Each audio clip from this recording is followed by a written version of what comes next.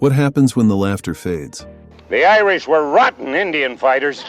When the sound of choppers, banter, and wartime chaos gives way to silence. MASH was a cultural force. Its cast became more than characters.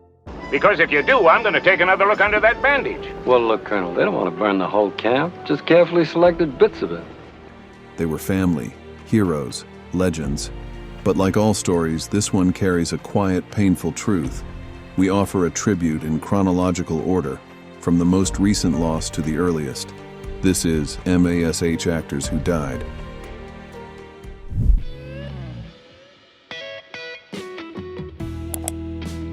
Captain, I know this may sound like a frivolous question, but what the hell are you doing? We begin our tribute by remembering the strength, the passion, and the unwavering professionalism of Major Margaret Hot Lips Houlihan, brought to life by the incomparable Loretta Sweet. Margaret was the fierce heart of the nursing corps, a woman who demanded respect. In a man's world and whose evolution from a rigid military caricature to a complex, deeply human leader. You trust me? You act like I'm the enemy! Was one of the greatest triumphs of the series. Sweet's performance was a masterclass in balancing comedy with dignity. She was the target of pranks, but she was also the most competent nurse in the OR, a true professional whose commitment to her patients was absolute. Spurred the longest kiss still recorded on television in the final movie. They finally gave this outpouring of all their feelings, and there it was. We watched her shed the Hot Lips nickname and emerge as a powerful, independent woman who found her own voice. She was the one who proved that strength and vulnerability could coexist. Loretta Swit continued to champion causes close to her heart, especially animal welfare, until her passing in 2025 at the age of 87 due to natural causes. She was a trailblazer who showed us all how to stand tall even in the middle of a war zone.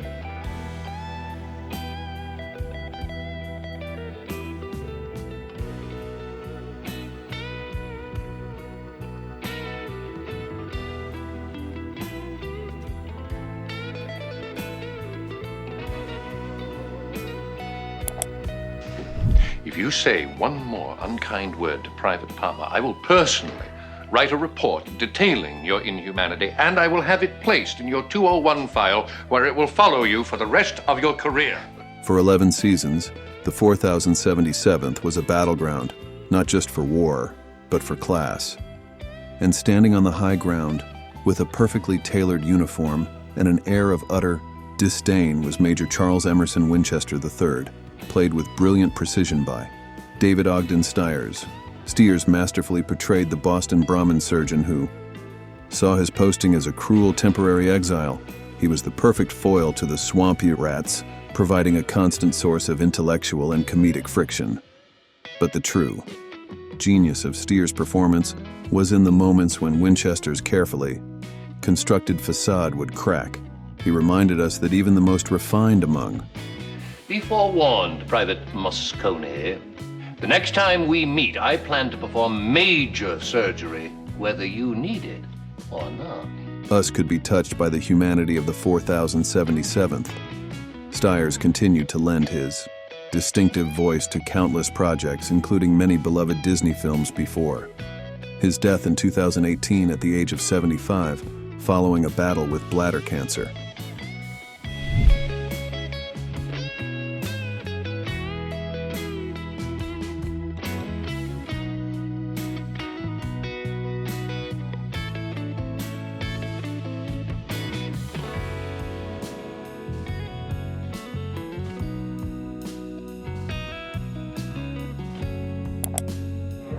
Patience is its own reward, folks.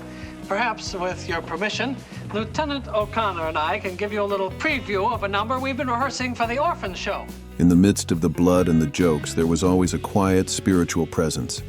Father Francis Mulcahy, portrayed with tender sincerity by William Christopher. The true father was the moral compass of the 4077th, a gentle soul who struggled to maintain his faith in the face of constant suffering.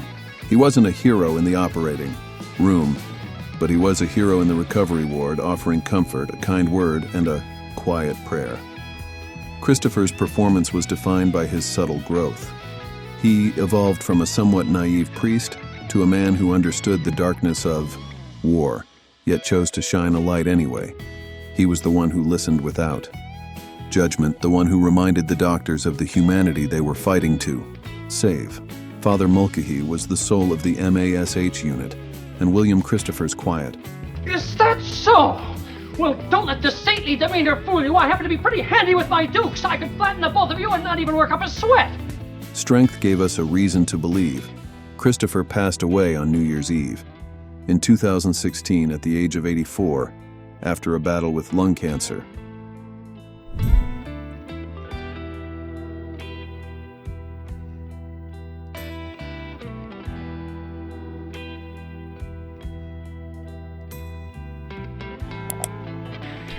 Yes, I do. Why don't you answer his question? Are you two together? We're doctors. We're the MASH unit, the ones that don't have incubators. In the raw early days of the 4077th, the heart of the swamp belonged to two men, Hawkeye and his best friend, Captain Trapper John McIntyre. Wayne Rogers brought a relaxed, mischievous energy to the role, defining the unit's initial, more rebellious spirit. Trapper was the loyal wingman, the partner in crime who was always ready with a martini and a scheme to break the rules and maintain their sanity. Rogers played Trapper as a man whose dedication to his patients was absolute, but whose deepest pain was the distance from his wife and daughters. He was the anchor for Hawkeye's manic energy, the quiet reminder of the life waiting back home. Though his time on the show was shorter than some, Trapper's easy camaraderie and genuine warmth set the tone for the entire series. After leaving the show, Rogers became a highly successful investor and businessman, living a full, remarkable life until he passed away from pneumonia in 2015. He was 82 years old, and we still miss his easy smile.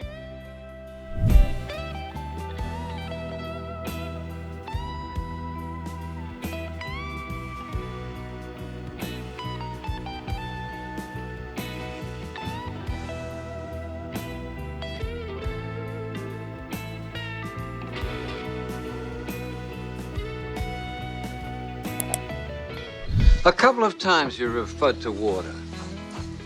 Besides the swimming hole, you mentioned something about a tidal wave and swimming in cold sweat. Yeah. So what do you think it meant when you said Billy helped you into the water? The war was fought on the operating table, but the deepest, most personal battles were fought in the mind. And for those battles, the 4077th turned to Major Sidney Freedman, the consulting psychiatrist played by the deeply empathetic Alan Arbus. Arbus's appearances were always a signal that the episode was about to get serious, a moment to breathe and confront the raw human trauma beneath the jokes. And the bravado. Sidney Freedman was the voice of clarity, the man who could diagnose the madness of the war itself. His sessions with the staff, from Klinger's desperation to Hawkeye's shattering breakdown, were some of the most powerful, unforgettable moments in the series. Arbus played him with a world-weary wisdom and a profound empathy that cut straight to the core. He didn't just treat the soldiers, he validated their pain, reminding, Look, I can't tell you whether you've lost your touch. Someday you will. Everybody does eventually. But whether that someday is today, you're the only one who has the answer. them that their feelings were a sane response to an insane situation.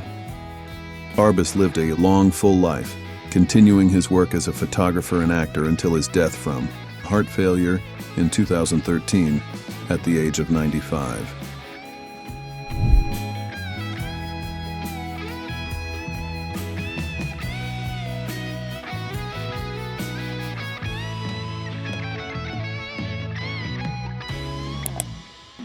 Tell me this, Captain. How the hell am I supposed to keep up with it? I'm only... If they can invent better ways to kill each other, why can't they invent a way to end this stupid war? When we think of the 4077th, we remember the steady hand that guided the chaos, the man who brought order and heart to the madness. That hand belonged to Colonel Sherman T. Potter, brought to life by the incomparable Harry Morgan. Morgan joined the series in its 4th season, replacing a beloved character, a task. Few actors could manage with such grace, but from the moment he rode in on his horse, he became the father figure the unit desperately needed. He was a career. Naturally, I assumed she wanted out because she couldn't take a bath, but that wasn't the reason. So I said, what is the reason? And she said, I made a damn fool of myself and the whole camp knows it. Soldier, a man of the old school who loved his wife Mildred, his bourbon, and his horse Sophie, yet he possessed a deep, quiet compassion that shone through the military rigidity. He didn't just command the MASH unit, he cared for it, a true anchor in the storm. Harry Morgan gave us a colonel who was tough, fair, and utterly human, continuing his prolific career until he passed away from pneumonia in 2011 at the remarkable age of 95. We salute the finest commanding officer the 4077th ever had.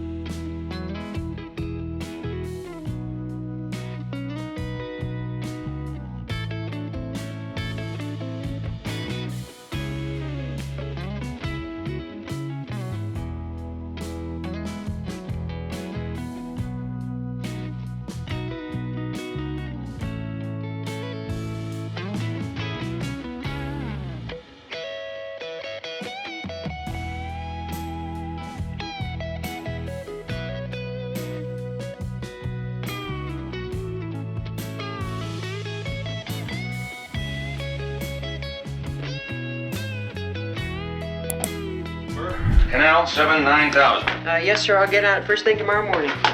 Well, I don't want it first thing in the morning. I want it first thing now.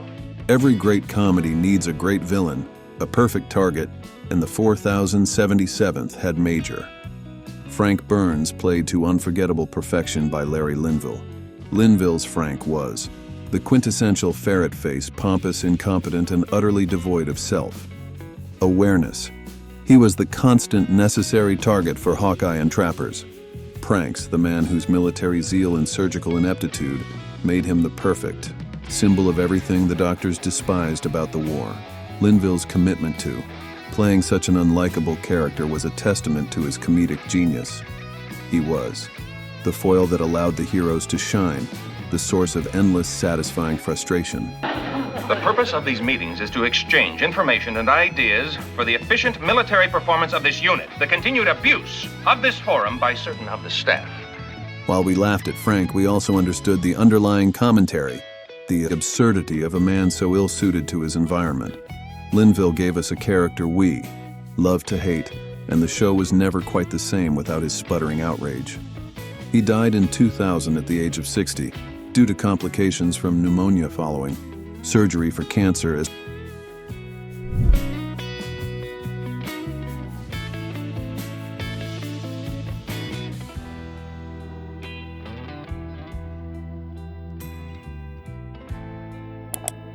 Now, weren't you the one who sent General Barker the brownies with the laxative filling? The other side, and then one of our kids needs it. Well, General Hammond will personally give me a tailect without a local.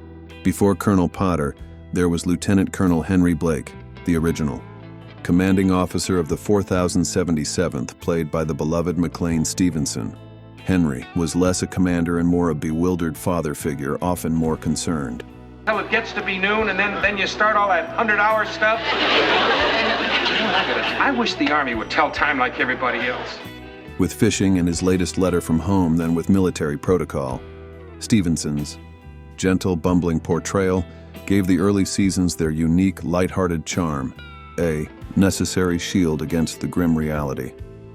His character was the embodiment of the reluctant leader, a man who simply wanted to be home in Illinois with his wife and kids, but it was his departure that became one of the most famous, devastating moments in television history.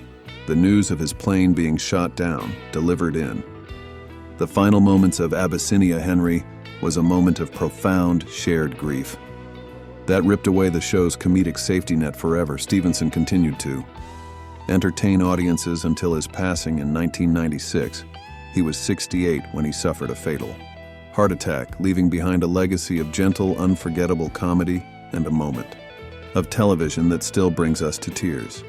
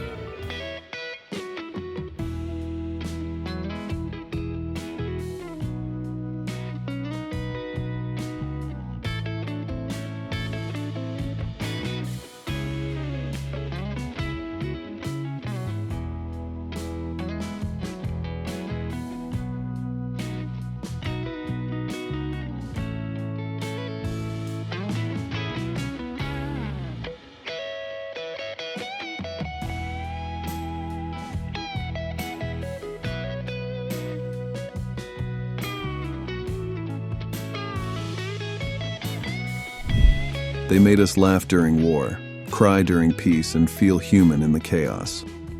From the battlefield tents of Korea to living rooms across the world, the cast of MASH left a mark that time can't erase. Which character meant the most to you and why? Share your memories below. As we remember those we've lost, we're also reminded of the power of storytelling and how deeply these actors touched our lives. If you felt this tribute, don't forget to like, comment, and subscribe for more stories that honor the faces we'll never forget. Thank you for watching.